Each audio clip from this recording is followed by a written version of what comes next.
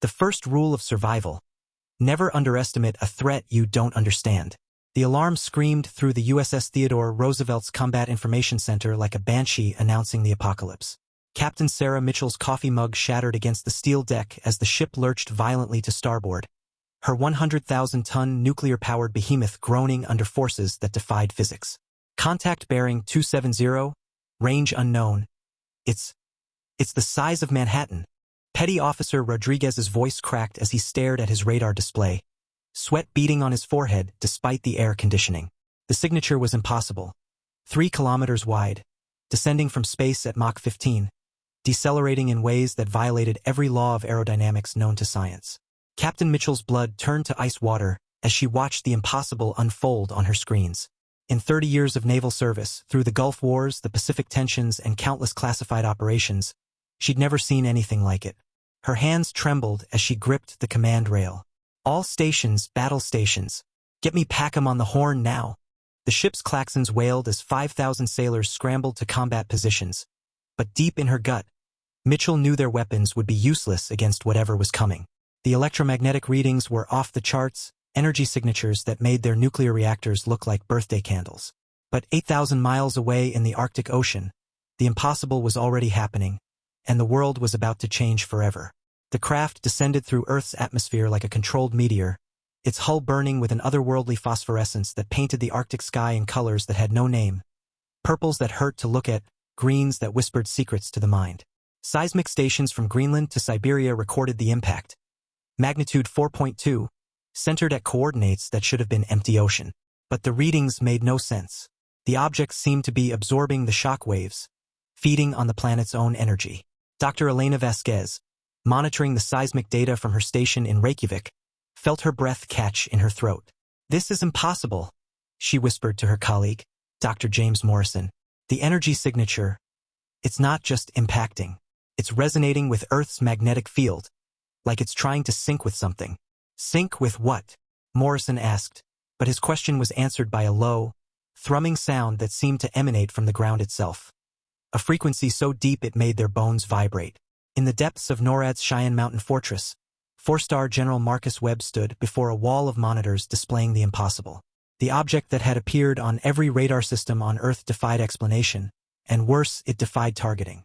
Every attempt to get a weapons lock resulted in system failures, as if the craft was somehow jamming their technology just by existing.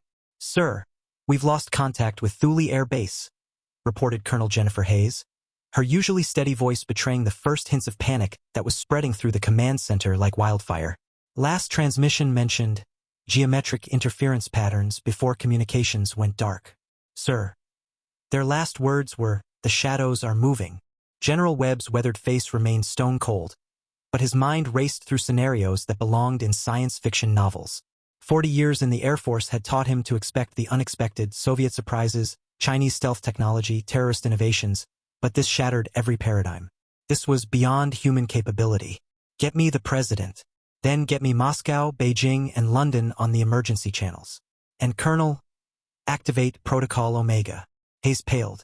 Protocol Omega was the contingency plan for extraterrestrial contact.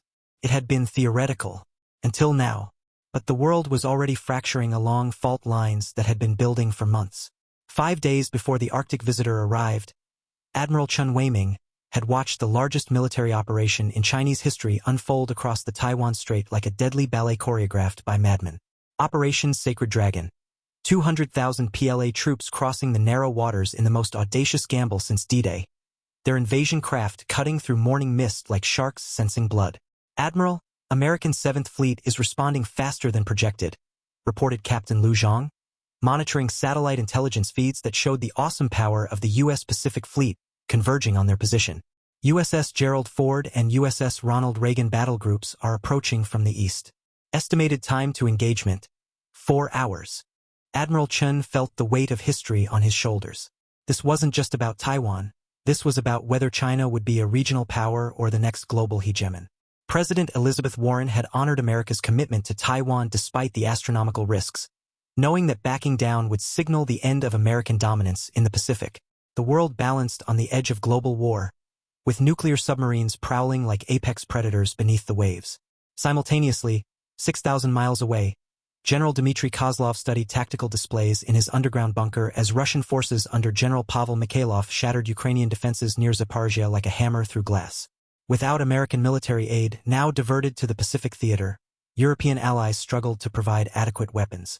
The Ukrainians were fighting valiantly, but courage couldn't stop hypersonic missiles. "Sir, Mariupol has fallen again," reported Colonel Petrov, his voice hollow with exhaustion.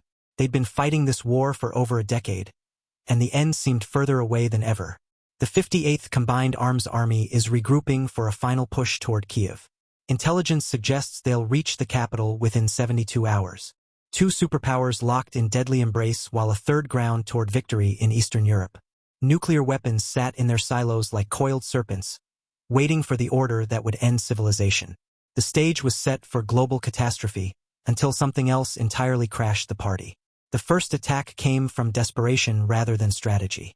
Russian Tu-160 Blackjack bombers, already airborne for Arctic patrol, received orders directly from the Kremlin's crisis center, where Defense Minister Alexei Volkov was making decisions that would haunt him forever. Investigate and engage if hostile. Assume nothing. Trust nothing. Colonel Viktor Sidorov, a veteran pilot who'd flown missions over Syria and Georgia, armed 6 Kh-47M2 Kinzhal hypersonic missiles, weapons capable of penetrating any known defense system, designed to turn aircraft carriers into metal coffins. His hands were steady as he lined up the impossible target on his displays. "Target acquired," he reported. His voice calm despite the sweat running down his back. The missile streaked toward the craft at 10 times the speed of sound, their nuclear warheads primed to deliver death on an unprecedented scale. Sidorov watched his instruments, expecting to see the signature flash of atomic fire. Instead, he witnessed something that would haunt his nightmares forever. The missile struck the craft's surface and simply vanished. Not exploded, not deflected, absorbed, as if the metal hull were made of hungry shadows that devoured kinetic energy and matter itself. The craft didn't even register the impacts that should have vaporized city blocks. "Command, this is Blackjack Leader," Sidorov transmitted, his voice cracking with disbelief. "Weapons impact confirmed, but, command, the target is unaffected. Repeat, target is completely unaffected." Minutes later, American B-21 Raider stealth bombers, invisible to radar and loaded with AGM-183A ARRW missiles, launched their own devastating attack. General Webb had authorized the use of experimental weapons, projectiles that could punch through bunkers buried a mile underground. The results were identical. The alien craft remained pristine, its surface barely registering impacts that should have left crater lakes. Then it responded. The retaliation was immediate and surgical, a demonstration of power so overwhelming that it redefined humanity's understanding of warfare. The craft emitted a focused wave of energy, visible as a shimmering distortion that bent light itself, traveling at impossible speeds toward every military installation that had dared attack it. Satellites detected the wave as it propagated across Earth's surface like ripples in a pond, but ripples that carried the force of earthquakes. Senior Lieutenant Anna Voloshyna was reviewing submarine construction schedules at Syeverodvinsk Naval Base, Russia's premier naval facility, when reality began to vibrate. At first, she thought it was another earthquake. The Arctic was seismically active. Then the massive steel beams supporting Hangar 7 started resonating at a frequency that made her teeth ache and her vision blur. The concrete floor beneath her feet began to sing, a deep harmonic that seemed to reach into her bones. "What in God's name?" she started to say. Then the frequency changed. The entire facility began to collapse in slow motion, not like an explosion or earthquake, but as if the molecular bonds holding the structures together were simply ceasing to exist. "Evacuate! Everyone out!" she screamed as steel beams the size of train cars folded like origami and concrete walls crumbled like sand castles. The nearby White Sea surged inland in a localized tsunami, 15-meter waves washing away decades of Soviet naval engineering as if it were children's toys. 6,000 miles away, Master Sergeant David Thompson was conducting pre-flight checks on an F-35 Lightning II at Elmendorf Air Force Base when the wave hit Alaska. The sensation was indescribable, like being inside a bell when it struck, but the bell was reality itself. Hangars crumpled like aluminum cans, runways cracked in perfect geometric patterns that hurt to look at, and Cook Inlet experienced tidal surges that flooded Anchorage's port district, sending massive cargo ships careening into downtown streets. But the most terrifying aspect wasn't the destruction. It was the precision. No personnel were killed. Every collapse, every surge, every crack was calculated to destroy infrastructure while sparing human life. The message was clear as crystal. Attack us again, and we'll demonstrate what real power looks like. This was a gentle warning. The implications hit military leaders worldwide like a sledgehammer to the skull. If this entity could selectively destroy the most hardened military installations on Earth while leaving people unharmed, what else could it do? What if it decided humans weren't worth sparing? For the first time since the Cuban Missile Crisis, the Washington-Moscow hotline crackled to life with genuine cooperation instead of veiled threats. President Warren's hands shook as she picked up the red phone, knowing that the conversation she was about to have would determine the fate of human civilization. President Petrov, this is President Warren. The American leader's voice carried across encrypted channels, heavy with the weight of history. Whatever our differences, whatever our conflicts, humanity faces something unprecedented. Something that makes our weapons look like stone axes. The Russian president's response was immediate, his voice tight with controlled fear. Agreed, Madam President. I'm ordering General Mikhailov to cease advancement in Ukraine immediately. This entity represents a threat to our species. Our petty territorial disputes are meaningless if we're all extinct. Across the Pacific, Admiral Chen Weiming received orders directly from Beijing that would have been unthinkable 24 hours earlier. Establish immediate communication with American Pacific Command for joint assessment of the Arctic situation. The man who had been preparing to sink American carriers was now asked to work alongside them. Admiral Thompson, this is Admiral Chan of the People's Liberation Army Navy. The transmission crossed the digital divide between enemies, carried by trembling radio operators who understood they were witnessing history. Whatever that thing is in the Arctic, it attacked Russian and American military assets indiscriminately. Perhaps we should pause our disagreement until we understand what we're facing. Admiral Jonathan Thompson, commanding the 7th Fleet and moments earlier preparing for the naval battle of the century, felt the surreal nature of the moment. Admiral Chun agreed. We're monitoring the Arctic situation with deep concern. Suggest we maintain current positions but avoid any aggressive posturing. That entity just demonstrated capabilities that make our combined fleets look like toy boats. For the first time in decades, every major conflict on Earth experienced an unofficial ceasefire. But the peace was born of terror, not wisdom. While the world's superpowers hesitated, paralyzed by fear and the collapse of everything they thought they knew about warfare, one man saw opportunity where others saw apocalypse. Dr. Arjun Mehta stood in the command center of Bharatiya Space Industries in Bangalore, surrounded by holographic displays showing global news coverage of humanity's first contact with an alien intelligence. At 45, the former IIT Chennai prodigy had revolutionized robotics manufacturing, producing advanced humanoid units at costs that had bankrupted American and Chinese competitors. His Hanuman series robots worked in factories from Detroit to Shanghai, their artificial intelligence systems more sophisticated than anything Boston Dynamics had ever conceived. But Mehta's true passion lay beyond Earth's atmosphere.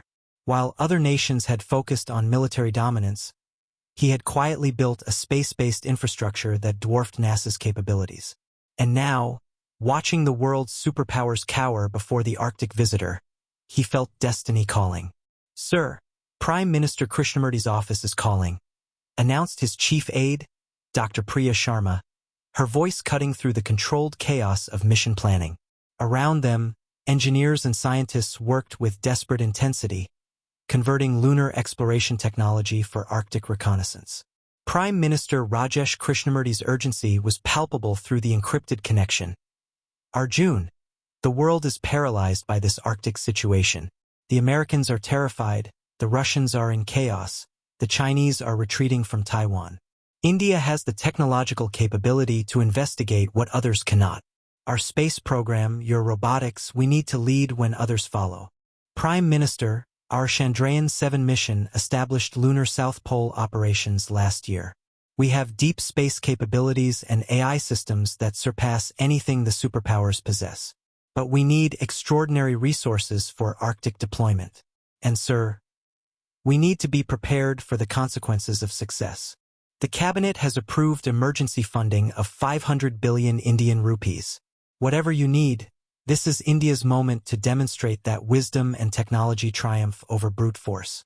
This is our chance to reshape the global order. But Mehta had a secret that would change everything. Commander Raj Patel supervised mining operations at Lunar South Pole Research Station Shackleton, extracting a rare Earth element that defied conventional physics. They had discovered it purely by accident, a mineral that glowed with inner light and seemed to bend space around itself. Sir, we've extracted our 500th kilogram of refined chandrium, Patel reported via quantum communication link, his voice crackling across the 384,000 kilometers between Earth and Moon. Dr. Nair's latest tests are unprecedented. Dr. Meera Nair, the station's chief scientist, had made discoveries that violated everything she'd learned about physics. Commander Mehta, this material doesn't just store energy. It manipulates gravitational fields. A golf ball-sized sample can power New York City for a month, but larger amounts can create localized space-time distortions. We're talking about technology that makes nuclear weapons look like firecrackers. Mehta understood what others missed. Whoever controlled Chandrium would control humanity's future. And only India had access to it. While representatives from agencies that had spent decades trying to kill each other sat around tables in Geneva, CIA Director Robert Hayes sharing intelligence with SVR Director Dmitry Volkov, Chinese MSS Minister Li Zhao coordinating with Israeli Mossad Director Sarah Cohen, Mehta's team worked with superhuman intensity. The intelligence sharing was unprecedented. Preliminary analysis suggests the craft weighs approximately 50 million tons. Director Hayes reported, his voice hollow with exhaustion.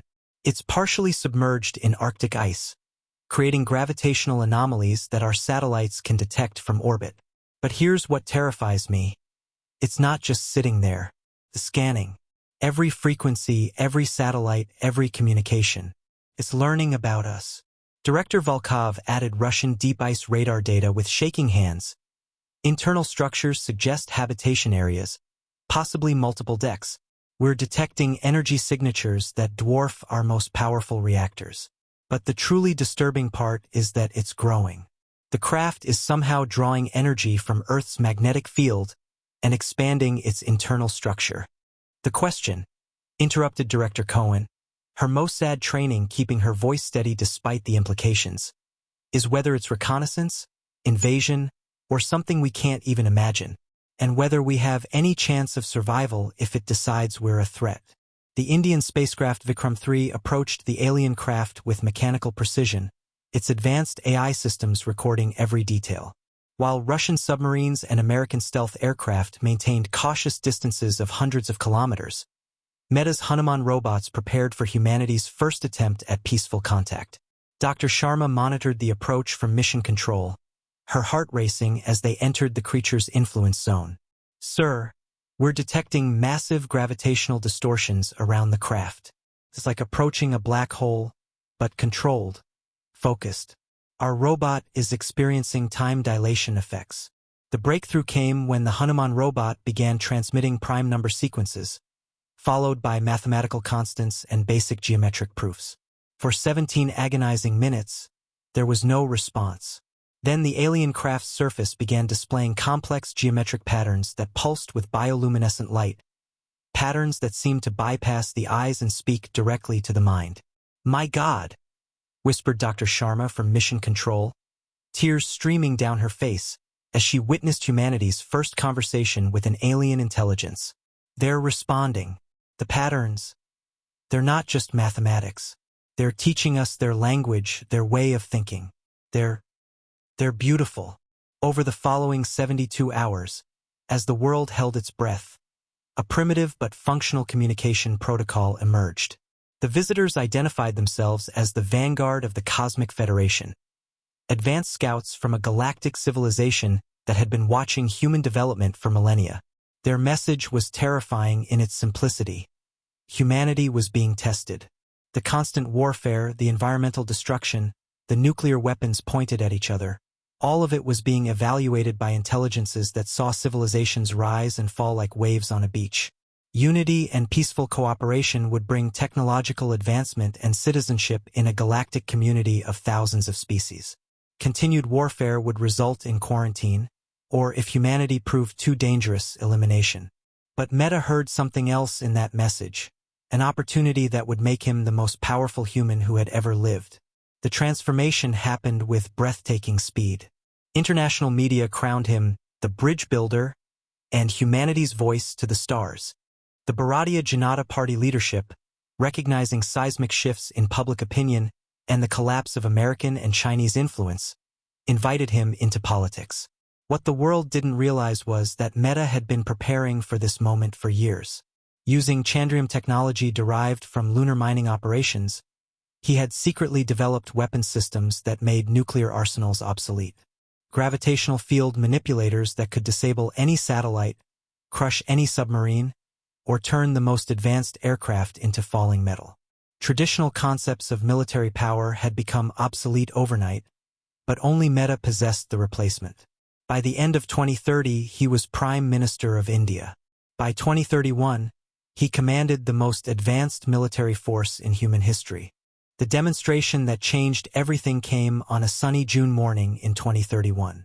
The USS Theodore Roosevelt, the same ship that had first detected the alien arrival, was conducting freedom of navigation operations in the Indian Ocean when Captain Mitchell's worst nightmare came true. "Ma'am, we're experiencing massive system failures," reported her engineering officer, panic creeping into his professional demeanor. "Propulsion is down, navigation is down, communications are intermittent. It's like we're caught in some kind of field." Captain Mitchell watched helplessly from her bridge as her 100,000-ton nuclear carrier became as motionless as a child's toy in a bathtub. The ocean around them had become like glass. No waves, no current, no movement except for the slow rotation of the Earth beneath their stationary hull. Her nuclear reactors still functioned, life support remained online, but every system connected to movement or defense had simply stopped working. "Captain, we're receiving a transmission," her communications officer reported, his voice barely above a whisper. "Audio only, but it's coming from everywhere. The signal is omnidirectional." The voice that filled the carrier's bridge was calm, educated, speaking perfect English with a slight Indian accent. "Captain Mitchell, this is Prime Minister Mehta. Your ship and crew are completely safe. This demonstration will last exactly 1 hour, after which all systems will be restored to normal function. Please convey to your government that traditional concepts of naval power are no longer relevant to international relations."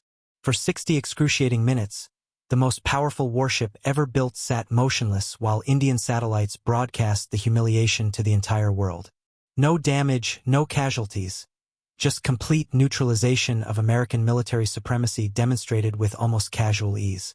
Stock markets crashed worldwide as investors realized that naval supremacy, nuclear deterrence, and military spending meant nothing against gravitational manipulation technology.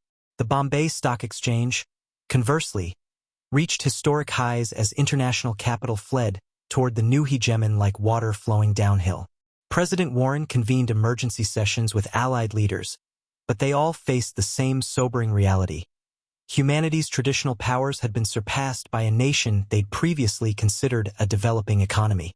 The weapons they'd spent trillions of dollars developing were useless against technology that could turn physics itself into a weapon. Standing where Jawaharlal Nehru had once declared India's independence from the British Empire, Prime Minister Mehta addressed not just his nation, but the entire world through global broadcast networks that he could shut down at will. Today marks not the end of sovereignty, but its evolution. His voice carried across 7 continents to audiences who had no choice but to listen. Climate change threatens every nation. Resource depletion endangers every economy. Technological inequality divides every society. Nuclear weapons point at our own children.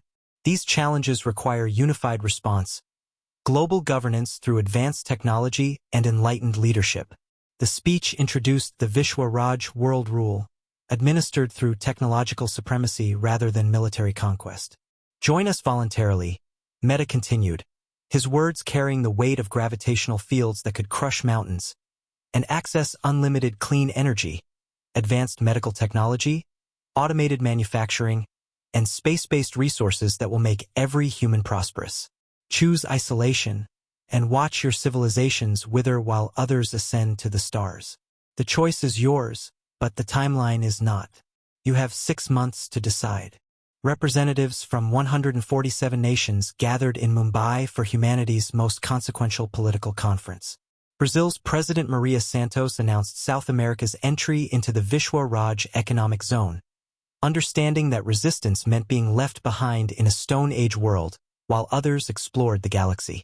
South African President Thabo Mbeki brought the African Union into partnership agreements that promised to end poverty and disease within a generation. Indonesian President Sutanto represented Southeast Asian integration into a system that offered prosperity beyond imagination.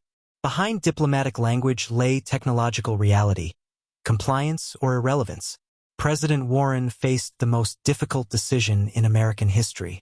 Military advisors confirmed that conventional resistance was impossible. Every war game, every scenario, every contingency plan ended with American defeat within hours. Madam President, Secretary of State James Morrison reported, his voice heavy with the weight of American decline, "Our European allies are beginning individual negotiations with New Delhi.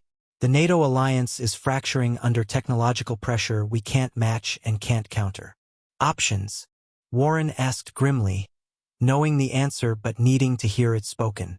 Negotiate from our remaining economic and cultural strengths, CIA Director Hayes advised, his intelligence apparatus now inferior to Indian AI systems that could predict American decisions before Americans made them. Or face complete international isolation and economic collapse within months. In Moscow, President Petrov reached identical conclusions through different analysis. Russia's vast natural resources and advanced nuclear technology offered some negotiating leverage, but not military options against weapons that made nuclear arsenals look like Roman catapults. "Sir, the Indians are offering partnership terms," Foreign Minister Elena Novikova reported, her hands trembling as she read terms that would reshape global civilization. Technology transfer, economic integration, maintained cultural autonomy in exchange for political alignment with New Delhi's vision of world governance. And if we refuse? Economic embargo enforced through gravitational interdiction of our satellites and communication systems. They can shut down our entire technological infrastructure without firing a shot. Sir, they're not conquering us. They're making resistance impossible. 2 years after first contact, Dr. Arjun Mehta stood in his orbital office aboard the flagship station Bharatiya, gazing down at Earth through reinforced transparent aluminum viewports that showed a planet transformed beyond recognition. The blue marble appeared remarkably peaceful.